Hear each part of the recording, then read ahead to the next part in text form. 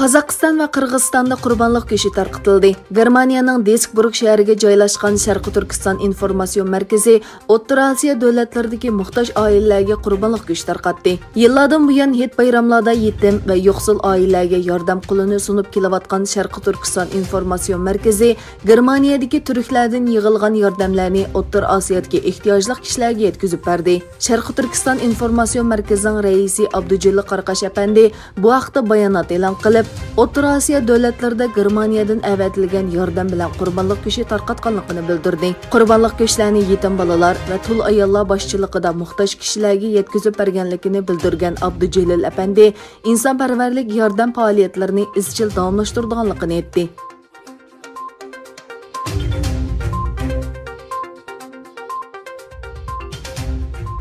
İspatlıq məlumat və guvohliklardan Xitoy hukumatining Sharqiy Turkistonda umumyuzli qo'llanib kelayotgan planliq tug'ut tadbiri missin bilan o'ralgan plastik, ya'ni solyote shakllik uskuna homildorlikdan saqlanish uzuki orqali Uyg'ur ayollarining kam deganda 10 yil uzun muddat tug'utni cheklash maqsadiga yetayotganligi xabar qilingan edi. Shundaqla uning yorlanish va bolayotgan rakidek ig'ir aygashma kasalliklarni keltirib chiqarganligi haqida isbotlar o'tirg'i chiqqan edi. Amerika Tashqi ishlar ministrligining Birlashgan Davlatlar Tashkilotida o'rlashtirgan Sharqiy Turkistondagi kishilik huquq kirisi temasidagi muhokama yig'inida lager shohidi Zumrat Davud o'zining Xitoy doiralar tarafidan dal mushu xil shaklda majburiy tug'mas qilinganligi haqida guvohlikdan o'tgan edi.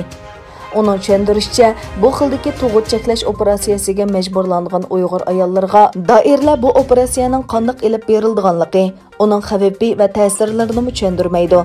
Qo'pol va nachar sharoitda elib berildi.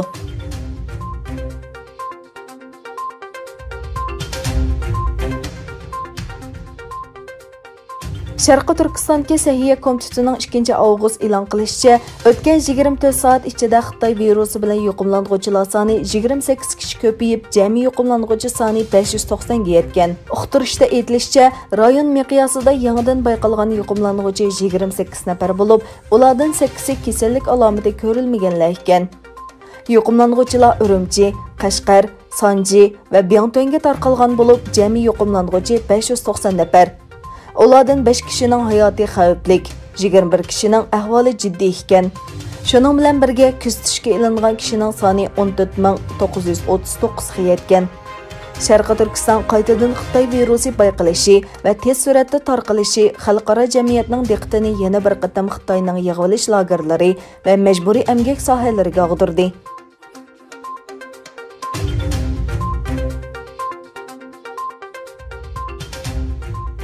Amerika Tashqi ishlar ministri Mike Pompeo mundaq dedi. Trump hukumati qisqa vaqt ichida Xitoy hukumati bilan uchurlarni o'rtoqlashadigan va Amerikaga davlat bexatarlik xavfi elib keladigan Xitoy yumshoq detal shirkatlariga qarshi tadbir qo'llanadi. Trump juma kuni Floridadan qaytib kelgandan keyin Amerikada Xitoy ijtimoiy aloqa supisi TikTokni cheklash to'g'risida buyruq e'lon qiladiganligini aytdi. Pompeo Fox xabarlari televiziyasiga so'z qilganda, Prezident Trump endi yetar dedi. Biz buni tuzaymiz. Prezident kelgusi kunlarda Xitoy Kommunistik partiyasi bilan munosabatlik yumshoq detallar sababli kelib chiqadigan nurg'un davlat bexatarlik xavfiga qarta harakat qo'llanadi dedi.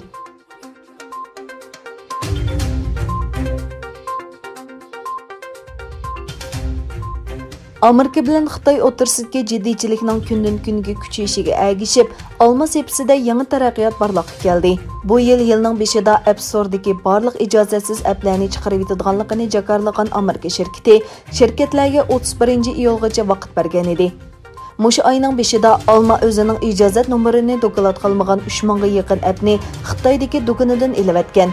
Bugunga qadar Xitoy app do'konidan jami 29800 app tushirilgan. Onun ustiga o'chirilgan applar ichida Zynga va Supercell qatorliq donliq shirkatlarning o'yinlari bor.